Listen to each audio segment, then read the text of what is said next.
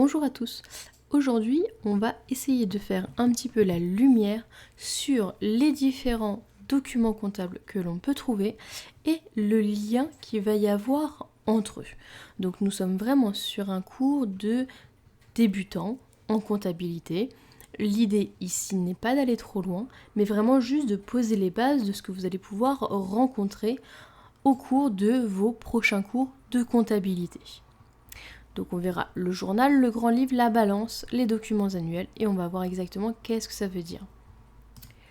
Donc tout d'abord, il faut savoir que la comptabilité, il faut imaginer ça comme une grande armoire dans laquelle vous avez plein de classeurs et à l'intérieur de chaque classeur, vous avez des intercalaires et là, vous avez des petits papiers de rangée avec des actions qui se sont passées dans votre entreprise.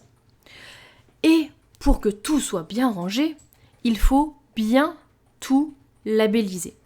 Imaginez que quand vous ouvrez cette armoire, il faut pouvoir trouver une information, un chiffre, de façon super rapide et super précise. Donc, la comptabilité a inventé des comptes et en l'occurrence des classes.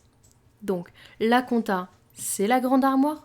On ouvre la grande armoire, nous avons 8 classeurs, 8 classes, qui sont donc du coup ici. Pour l'instant, on ne va pas forcément rentrer énormément dans le détail de ce qu'il y a dans ces classes-là, on fera une autre vidéo pour ça. Mais l'idée, c'est vraiment de comprendre qu'il y a 8 classeurs dans notre armoire qui nous permettent en fait de regrouper des choses. C'est un peu comme si je vous disais, dans votre placard de cuisine, il y a des bocaux où vous mettez les pâtes, il y a des bocaux où vous mettez du riz. Vous n'allez pas mélanger les pâtes et le riz, ce serait bizarre. Et bien en compta, c'est pareil.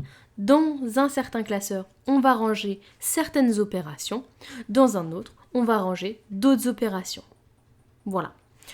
Majoritairement, vous entendrez peut-être parler que de cette classe. C'est vrai que la classe 8 est quand même assez extraordinaire. Ça s'appelle bien comptes spéciaux, donc voilà. Par contre, ce qu'il faut essayer de comprendre un petit peu, on en reviendra un petit peu vers la fin, c'est ce qu'il y a ici. Ce tableau ici en bas. Il faut savoir que des comptes sont soit actifs, soit passifs, soit des comptes de charges, soit des comptes de produits. Vous allez me dire, oulala, il commence à y avoir beaucoup de vocabulaire. Ok. Les comptes de classe 1 à 5 vont être re-rangés à la fin dans un bilan. Donc soit ils vont être catégorisés comme actifs, soit comme passifs. Et les comptes de classe 6 et 7 vont être utilisés pour faire votre résultat, le résultat de votre entreprise. Ça va être vos comptes de charges et de produits. Et bien sûr, il y a un impact qui va être différent. On reviendra un petit peu sur tout ça, mais comprenez bien que le débit, ce sont des choses qui vont rentrer dans notre entreprise et le crédit, des choses qui vont sortir. Donc une charge, quand elle rentre chez nous, elle va augmenter notre débit et elle va diminuer notre crédit. Bon, on y reviendra, c'était pour faire un petit peu l'introduction de voilà comment ça fonctionne un petit peu les comptes. Et donc maintenant, comment ça se passe à l'intérieur de ce classeur? Si je prends un de ces classeurs et si je l'ouvre, qu'est-ce que je vais trouver? Eh bien, je vais trouver des opérations. Et les opérations, on est obligé de les rentrer dans ce qu'on appelle un journal. Les journaux peuvent avoir plusieurs formes différentes, mais globalement, ça va ressembler un petit peu à ça. On va avoir une première colonne avec le numéro de compte. Donc, quel est le numéro de compte? Le fameux numéro qu'on va trouver à l'intérieur du classeur. Je vous avais dit, dans le classeur, il y a des petits intercalaires qui vous permettent d'aller ranger correctement l'information. Et ça va être ces numéros de compte-là. Après, on va dire si c'est débité ou crédité. On verra dans un second temps comment on sait ça. L'intitulé de votre opération, donc par exemple, je suis en train d'enregistrer une opération d'achat, moi j'écris achat, etc. Et puis les montants quand même, afin de dire quel montant on est en train d'enregistrer. Donc ça c'est un journal. Chaque opération en comptabilité doit être enregistrée dans un journal. Vous n'avez pas le choix. C'est ce qu'on appelle passer une écriture comptable. Et donc, vous allez avoir des opérations d'achat, de vente, etc., de règlement, tout ça. On reverra ça plus tard. Mais gardez bien en tête, on met le numéro du compte, donc du classeur et de l'intercalaire, etc. On met ce qui se passe et surtout, on met les montants. Maintenant, si je vous dis, bah oui, mais moi, ce qui m'intéresse, c'est de voir uniquement mon fournisseur.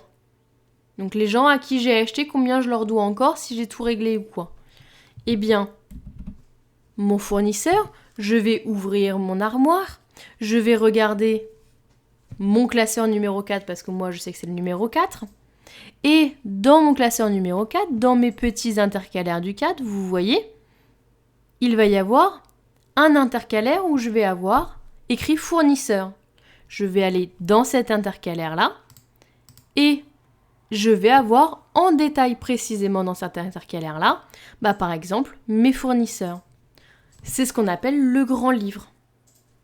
Le grand livre, c'est compte par compte, donc spécifiquement le petit compte par le petit compte, par la petite feuille, qu'est-ce qu'il y a dans ce compte-là.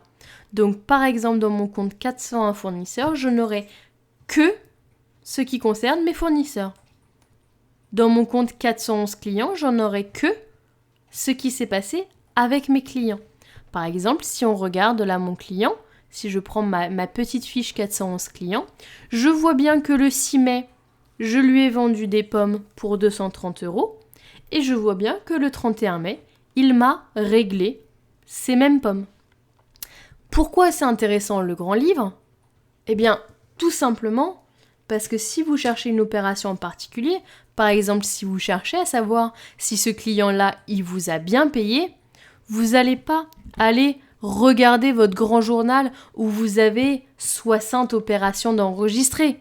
Non, vous allez aller directement dans votre classeur, dans votre intercalaire 4, dans votre sous-intercalaire 411 et voir ce qui est enregistré pour ce client. Et donc ça, des grands livres, il y en a un par compte. Donc si on regarde là, il y aura un grand livre 10, il y aura un grand livre 11, etc., etc. Il y a autant de grands livres qu'il y a de comptes en comptabilité. La balance, autre document comptable. La balance, c'est tout simplement tous vos comptes que vous avez utilisés dans l'année, mis par ordre de numéro, donc du 1 au 7, en ligne, avec, 2, des fois 3 grosses colonnes. Ici, vous en avez que 2. Donc, tout ce qui s'est passé au débit, ce qu'on a enregistré au débit dans cette année-là, ce qu'on a enregistré au crédit dans cette année-là, et puis le solde. Est-ce que mon compte est débiteur? Est-ce que mon compte est créditeur? Si on regarde, par exemple, le compte de la banque, c'est quand même assez parlant. Il y a eu 51 700 € enregistrés au débit de ma banque. Il y a eu 7 800 € enregistrés au crédit de ma banque. À la fin de mon année, je sais que mon solde de banque est débiteur de 43 900 €. Ça veut dire que j'ai 43 900 € sur mon compte bancaire. Ok ? Voilà. Et donc la balance est très intéressante puisque c'est juste un récapitulatif par montant, en fait, de ce qui a été enregistré. Donc le processus, c'est quoi ? C'est il se passe quelque chose, j'enregistre ici, donc je mets par exemple un compte 6, un compte 4, un compte 5. Ça se transfère automatiquement, ça apparaît dans mes grands livres et ma balance reprend mes soldes ici de tous mes grands livres pour l'avoir de façon synthétique. À partir de la balance, ce qui est quand même l'outil le plus pratique, on peut établir nos documents annuels. On a 3 documents annuels, 2 vraiment qui vont nous intéresser, le 3e j'en parlerai quasiment pas. C'est le compte de résultat.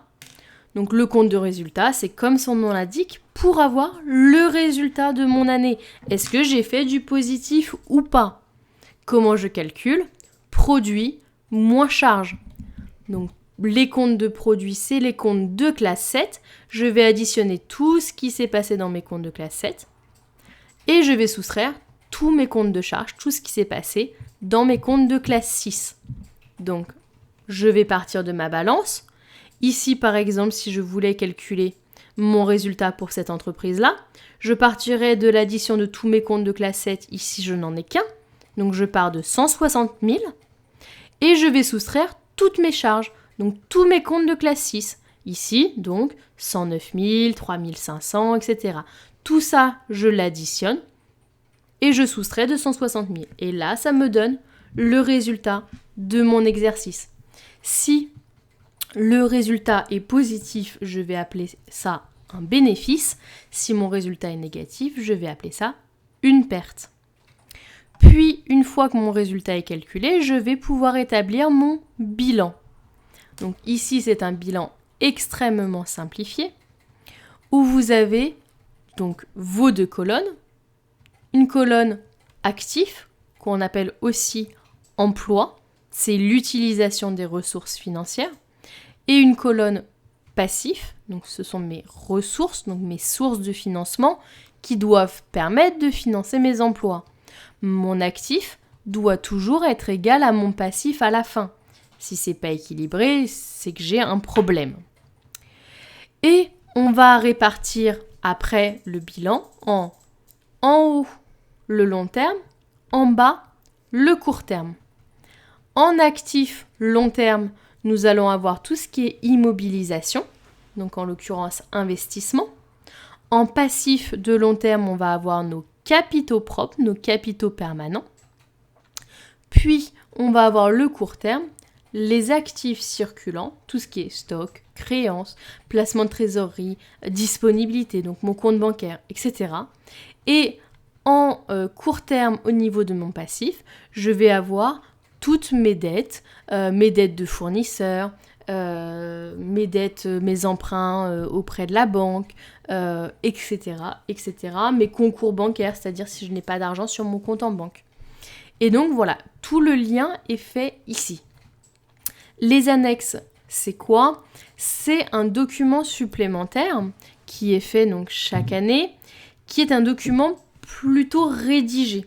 Ici, on va plutôt chercher à avoir quelque chose d'écrit, d'explicatif, et voire de comparatif. C'est dans les annexes qu'on va avoir des comparaisons du bilan de cette année avec celui de l'année d'avant, voire encore de l'année d'avant. Donc voilà un petit peu pour nos documents et leurs liens entre eux. J'espère que c'est clair. N'hésitez pas à me poser des questions.